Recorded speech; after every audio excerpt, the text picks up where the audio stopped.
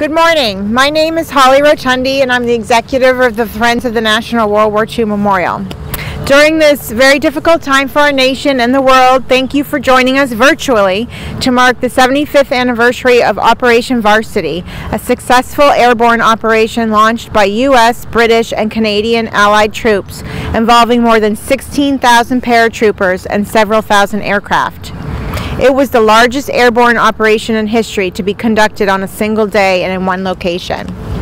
The Friends of the National World War II Memorial is a small nonprofit organization whose mission is to honor and preserve the national memory of World War II and to create the next greatest generation of tomorrow. This morning's ceremony is part of the Friends' 4-year World War II 75th anniversary commemoration, which kicked off on Pearl Harbor Day 2016 and will continue through the 75th anniversary of VJ Day on September 2nd this year. Friends is the only organization hosting a full 4-year 75th anniversary commemoration, marking every major battle in which American troops participated during World War II. As the situation around the novel coronavirus, or COVID-19, continues to evolve, Friends is taking the threat seriously and closely following the guidance of public health officials. The safety of our World War II veterans and community is our #1 priority in these uncertain times. Our initial plan was to continue with private commemorations at the National World War II Memorial. However, with Washington, D.C. Mayor Muriel Bowser's recent announcement closing access points to the National Mall, including the World War II Memorial, for the safety of our fellow citizens, we have had to once again reimagine our commemorative events. Today we find ourselves at the United States Marine Corps War Memorial in Arlington, Virginia.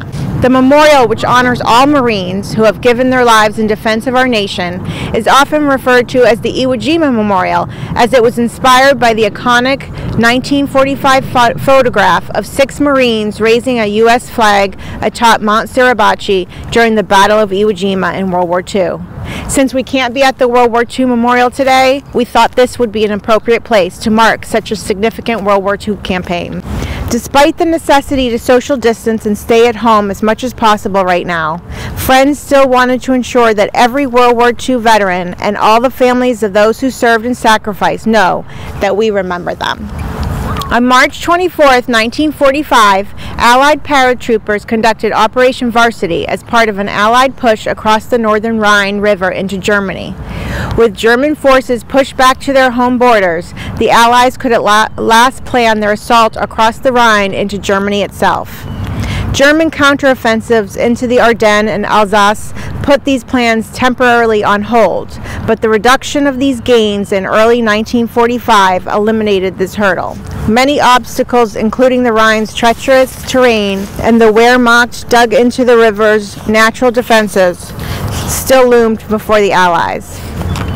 While General Omar Bradley's forces hunted for a bridgehead around Remagen to the south, General Bernard Montgomery planned an assault across the river near the town of Wesel, a venture codenamed Operation Plunder. Montgomery proposed that Allied paratroopers drop just behind enemy lines to support these landings, clear inland towns and bridges, and prevent enemy counterattacks. In many ways, this mission, codenamed Operation Varsity, was unconventional by airborne tactical thinking, in large part due to changes made to avoid a repeat of Operation Market Garden. Unlike earlier jumps, Varsity's paratroopers would jump in daylight as one wave onto drop zones as close to their objectives as possible, within range of Allied artillery on the Rhine's west bank, with aerial support and resupply from above. 2 air divisions were selected, the American 17th Airborne Division and the British 6th Airborne Division. While the 17th saw combat during the Battle of the Bulge, this would be their first combat jump. Once on the ground, the paratroopers were to capture towns like Deersfort and Isel and key bridges over the Isel River, then hold positions until they could link up with amphibious troops. On the evening of March 23, 1945, Operation Plunder began with the Allied amphibious assault across the Rhine. The next day, over 9,300 American troops and 8,000 British troops were headed for their drop zones. The 17th Airborne 507th Parachute Infantry Regiment hit the ground first, but many were not dropped on their landing zones due to heavy smoke screens intended to conceal the amphibious landings. Despite this setback, the paratroopers got to work securing their objectives, including the Deersforder Wald and its castle.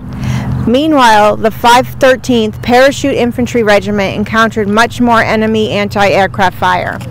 Due to a fatal flaw in the fuel tanks of their new C-46 Commando transport planes, anti-aircraft fire caused many casualties as incendiary rounds ignited the planes, leaking gas.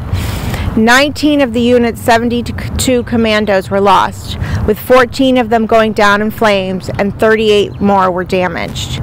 After-action reports showed that the heaviest losses of the whole assault occurred during the 513th's drop alone, and the C-46 was thereafter banned for use in airborne jumps.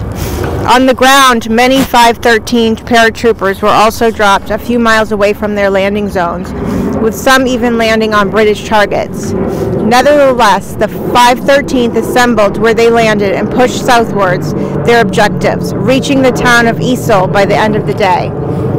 Another airborne first, glider troops landed early afternoon to reinforce the paratroopers onto areas not yet cleared, causing many additional casualties. By early afternoon, much of the airborne objectives were secured, with enemy tanks and artillery positions destroyed and some 3,500 German soldiers captured along the way. Just before 3 p.m., elements of the British Second Army linked up with some of the paratroopers, the fastest link-up of ground and airborne forces of the war at only 5 hours. Into the evening, airborne troops secured several bridges over the Easel River as well as the Easel Canal, the last of their objectives. Despite early chaos at the landing zones, Operation Varsity succeeded in securing a foothold across the Rhine after only 1 day of fighting. Allied troops could continue to expand this position in the following days, and the troops that participated in the battle would be soon closing in on the Ruhr.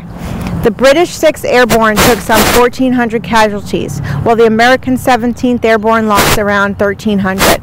But this operation, one of the most successful airborne campaigns of the war, helped relieve enemy pressure on the amphibious landings, thus saving lives on the Rhine. The 17th Airborne conducted their first combat jump with valor, and the 513th Parachute Infantry Regiment received a Presidential Unit Citation. Varsity helped establish one route across the Rhine, while Bradley's forces secured another to the south near Remagen, opening the floodgates into Germany at long last. It is now time to present the wreath in honor of the 16,000 brave Americans, British, and Canadians who served, and in remembrance of the nearly 2,700 killed, wounded, or missing during Operation Varsity. They are not forgotten.